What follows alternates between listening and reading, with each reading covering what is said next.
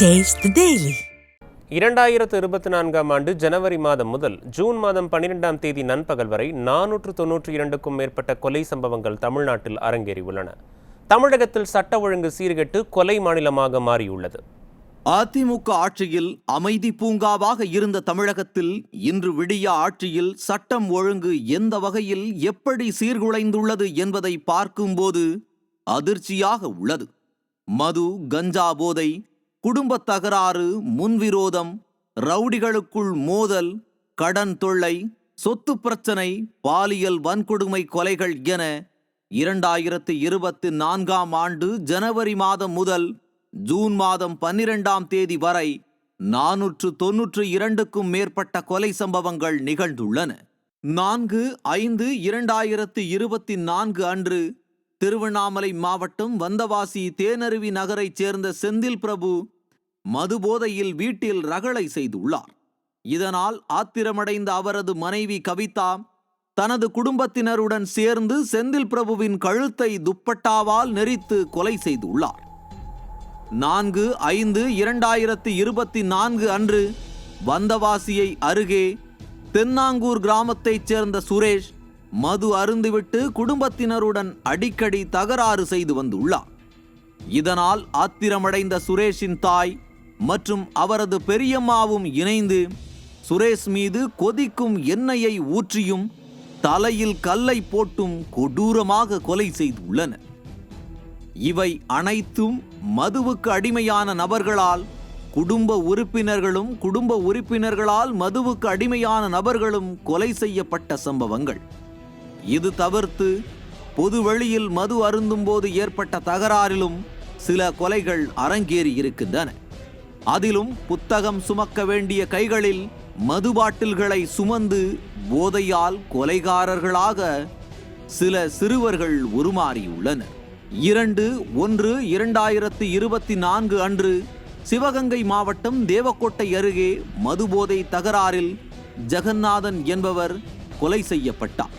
இந்த வழக்கில் மதுபோதையில் கொலை செய்த 17 வயது சிறுவன் உட்பட 2 கைது செய்யப்பட்டுள்ளனர். 17 வயது சிறுவன் 12ஆம் வகுப்பு படிக்க வேண்டும் அல்லது படித்து முடித்து கல்லூரிக்கு செல்ல தயாராகி இருக்க வேண்டும்.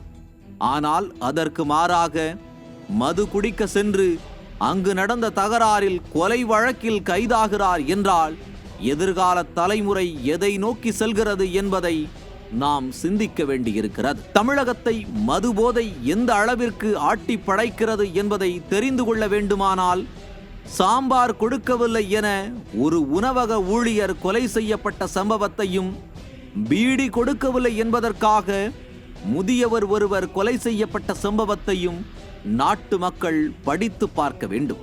இந்த ஆண்டின் தொடக்க காலத்தில் தருமபுரி மாவட்டம் காரிமங்கலம் அருகே உள்ள பெரியமிட்ட அள்ளியில் மதுபோதையில் சண்டை போட்டுக் கொண்டிருந்த இளைஞர்களை சமாதானம் செய்ய சென்ற சரவணன் என்கிற விவசாயியை மதுபோதை தலைக்கேறிய இளைஞர்கள் கொலை செய்துள்ளனர்.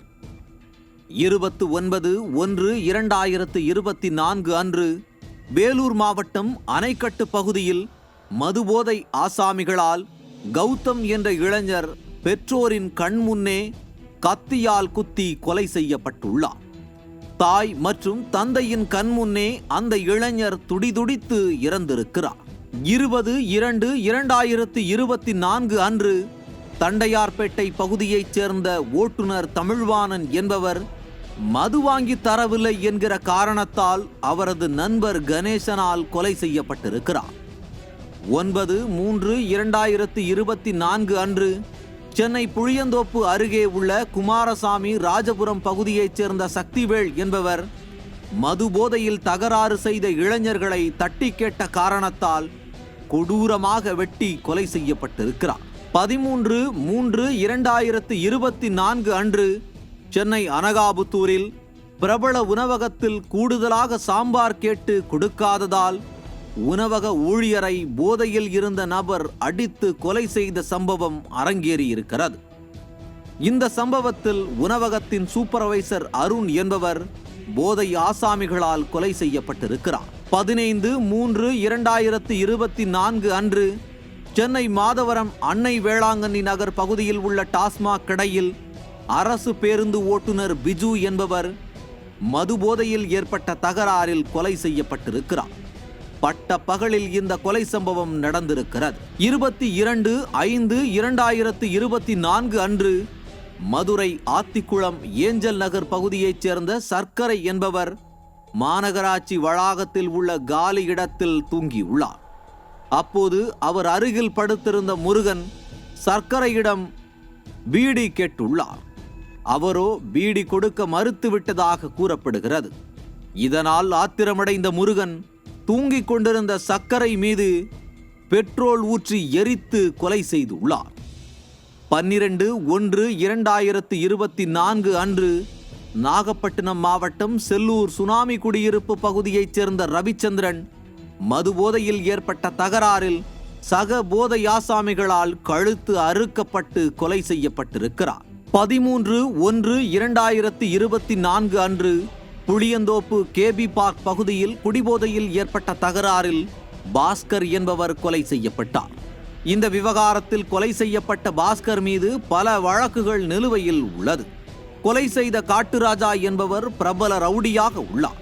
18/1/2024 அன்று கோவை மாவட்டம் அன்னூர் அடுத்த அள்ளப்பாளையம் கிராமத்தில் அசோக்குமார் என்கிற கட்டிட தொழிலாளி மதுபோதையில் ஏற்பட்ட தகராறில் கொலை செய்யப்பட்டார். உடன் பணியாற்றிய இருவர் அசோக்குமாரை கொலை செய்திருக்கின்றனர். 20/1/2024 அன்று சிவகங்கை அருகே மதுபோதையில் ஏற்பட்ட தகராறில் தனியார் தங்கும் விடுதியில் பணியாற்றிய தூய்மை பணியாளர் மலையான் என்பவர் நிபந்தனை ஜாமீனில் வெளிவந்த அஜித்குமார் என்பவரால் கொலை செய்யப்பட்டிருக்கிறார்.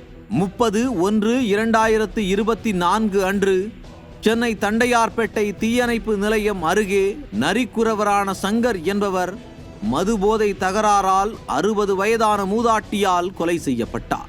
9/2/2024 அன்று செங்கல்பட்டு மாவட்டம் மதுராந்தகம் அருகே சரவணன் குடும்ப பிரச்சனை காரணமாகவும் மதுபோதை தகராறாலும் உறவினரால் கொலை செய்யப்பட்டிருக்கிறார்.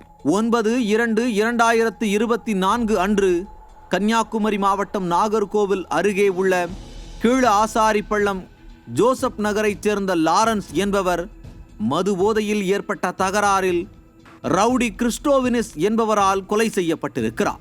12/2/2024 அன்று திருவண்ணாமலை மாவட்டம் ஆரணி டவுன் கொசப்பாளையம் பெரிய சாயக்கார் தெருவைச் சேர்ந்த ராஜமாணிக்கம் என்பவர் மதுபோதையில் ஏற்பட்ட தகராறில் கொலை செய்யப்பட்டிருக்கிறார்.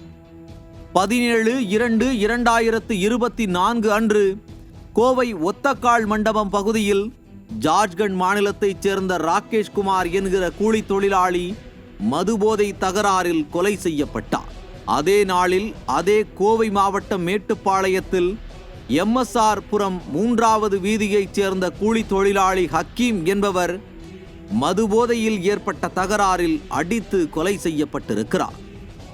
25/2/2024 அன்று மணலி புதுநகர் அடுத்த விச்சூர் பகுதியைச் சேர்ந்த சரித்திர பதிவேடு குற்றவாளியான அஜித் மதுபோதையால் ஏற்பட்ட தகராறில் வெட்டி படுகொலை செய்யப்பட்டார்.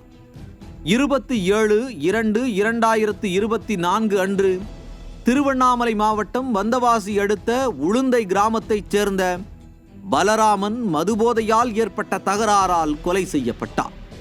அவரை கொலை செய்தவரிடம் விசாரித்த போது போதையில் உடலை எங்கு வீசினோம் என தெரியாமல் உளறிக் கொண்டிருக்கிறார். 4/3/2024 அன்று சென்னை மயிலாப்பூரைச் சேர்ந்த சுமேஷ் என்பவர் பெருங்களத்தூர் அருகே கேப்டன் சசி நகரில் நண்பர்களோடு சேர்ந்து மது அருந்திய போது ஏற்பட்ட தகராறில் கொலை செய்யப்பட்டிருக்கிறார். 4/3/2024 அன்று சென்னையை அடுத்த நந்தம்பாக்கத்தில் உத்தரப்பிரதேசத்தைச் சேர்ந்த கட்டுமான தொழிலாளி மின்ட் என்பவர் மதுபோதை தகராறில் நண்பரால் கொலை செய்யப்பட்டிருக்கிறார். 22/3/2024 அன்று திருவாடனை பண்ணவயலில் இயங்கி வரும் அரசு மதுபான கடையில் மது அருந்திய போது ஏற்பட்ட தகராறில் சுரேஷ்குமார் என்பவர் கொலை செய்யப்பட்டுள்ளார். 27/5/2024 அன்று ஈரோடு அருகே முனியப்பன் பாளையம் பகுதியைச் சேர்ந்த ஹரிஸ் என்ற இளைஞர் தனது நண்பர்களுடன் சேர்ந்து சானார்மேடு சாலையில் மது அருந்தி உள்ளார். அப்போது அதே பகுதியில் மது அருந்திய வெள்ளையங்கிரி என்பவருக்கும் ஹரிஸுக்கும் இடையே தகராறு ஏற்பட்டது. இதில் ஆத்திரமடைந்த வெள்ளியங்கிரி கத்தியை எடுத்து ஹரிஸின் கழுத்தில் குத்தி கொலை செய்துள்ளார். 25/5/2024 அன்று ராமநாதபுரம் அரண்மனை அருகே தங்கி பரோட்டா மாஸ்டராக பணிபுரிந்து வந்த ரவிக்குமாரும் அவரது உறவினர் கணேசனும் சேர்ந்து மது அருந்தி உள்ளனர். அப்போது ஏற்பட்ட தகராறில் இருவரும் மாறி மாறி தாக்கிக் கொண்ட நிலையில் கணேசன் பரோட்டா மாஸ்டர் ரவிக்குமாரை மூங்கில் கம்பால் அடித்து கொலை செய்தார். 20/5/2024 அன்று தென்காசி மாவட்டம் ஆலங்குளம் அருகே மாராந்தை வடக்கு காலனி தெருவைச் சேர்ந்த லாரி ஓட்டுநர் பேச்சுக்குட்டி மதுபோதை தகராறில் ஏற்பட்ட முன்விரோதம் காரணமாக 5 பேர் கொண்ட கும்பலால் அரிவாள், கத்தி, கம்பு உள்ளிட்டவற்றால் தாக்கியதில் சம்பவ இடத்திலேயே உயிரிழந்தார். 18/5/2024 அன்று திண்டிவனம் காந்தி நகரில் மதுபோதையில் ஏற்பட்ட தகராறில் குமரேசன் என்ற நபர் கத்தியால் குத்தி கொலை செய்யப்பட்டிருக்கிறார். 14/5/2024 அன்று சிவகங்கை அருகே தேவக்கோட்டை ஜீவா நகரைச் சேர்ந்த ஓட்டுநர் பாண்டியன் தனது நண்பர்கள் உள்ளிட்ட 6 பேருடன் சேர்ந்து முத்துநாட்டு கண்மாய் அருகே மது அருந்த சென்றுள்ளார். மதுபோதையில் ஏற்பட்ட அடிதடி சண்டையில் பாண்டியராஜன் நண்பர்களால் அடித்து கொலை செய்யப்பட்டிருக்கிறார்.